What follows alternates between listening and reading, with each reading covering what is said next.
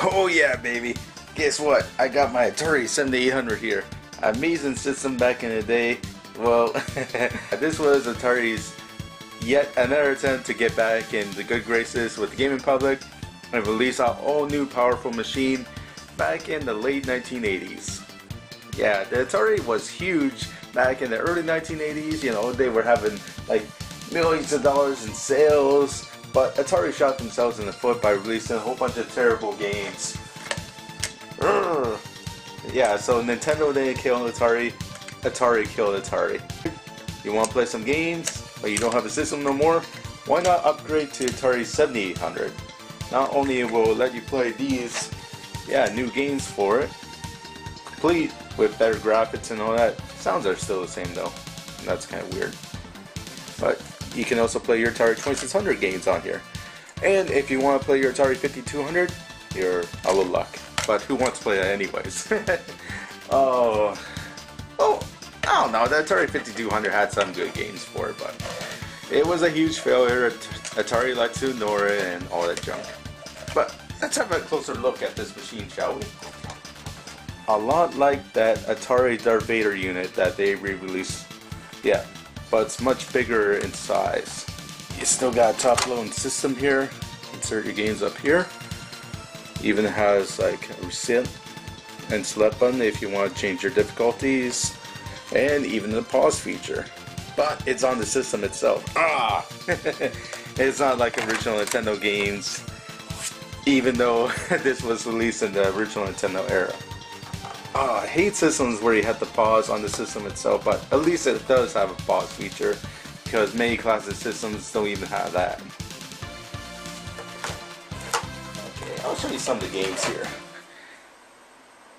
Yeah, unfortunately there's nothing too impressive for the Atari 7800. A lot of them are early games for the over 2 system, like Miss Pac-Man. It's awesome on the 7800, but hey, it's awesome on a lot of systems, so it better be awesome on the 7800 because the game came out in like 1987 and Miss Pac-Man was already like 5 years old. And here we got Joust, again a popular game in the early 1980s, but came out in the late 80s on the 7800. Great port, 2-player action, very arcade accurate, but again, it better be. We've got Centipede. Yeah, you can actually do 2-player co-op in this version. Yeah, pole position 2. Again, it's pole position.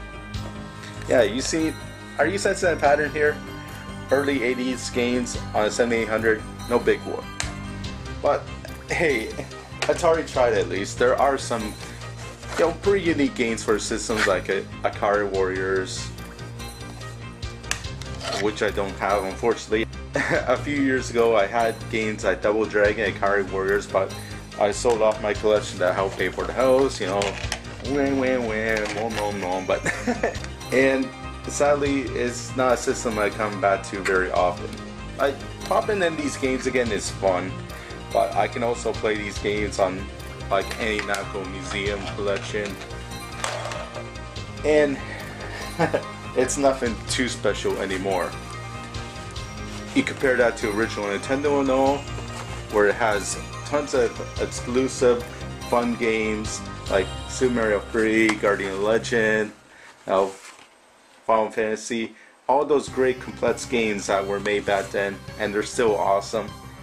Maybe the most unique game on Atari 7800 is this great version of Food Fight. You're this little punk kid throwing different food like watermelons, pies and all that at chefs just for the hell of it, and you had to get the ice cream cone.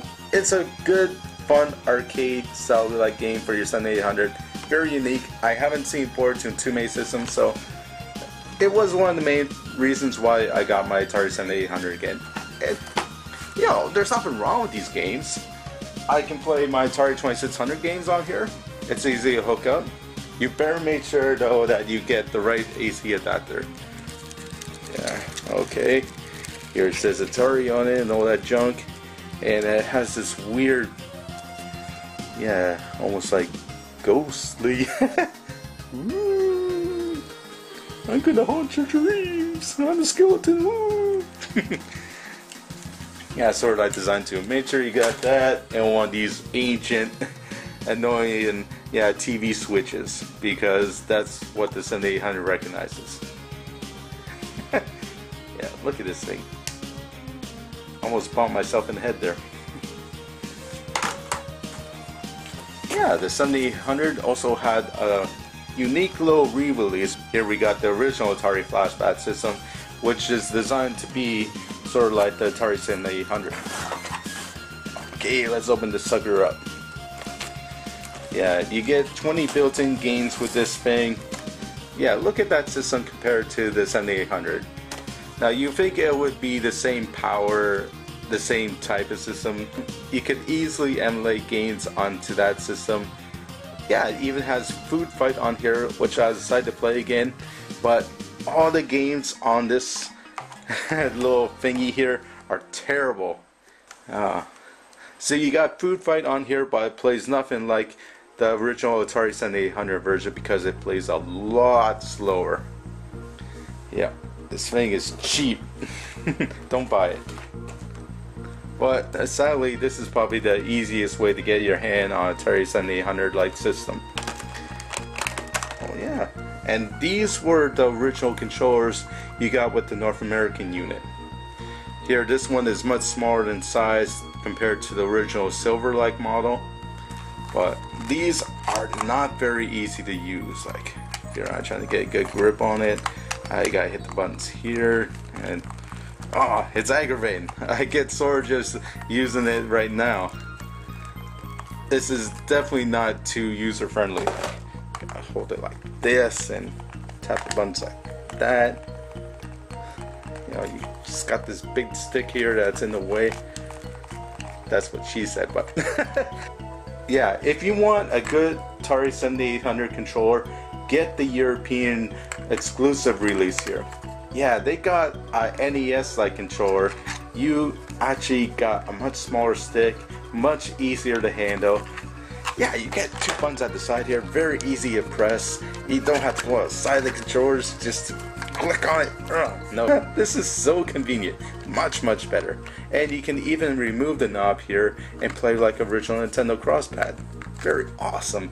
But sadly, because you can actually remove this, they were worried about this being a choking hazard to kids, and Atari put the kibosh on it. Come on, I'm 35 years old, I'm not gonna choke on it.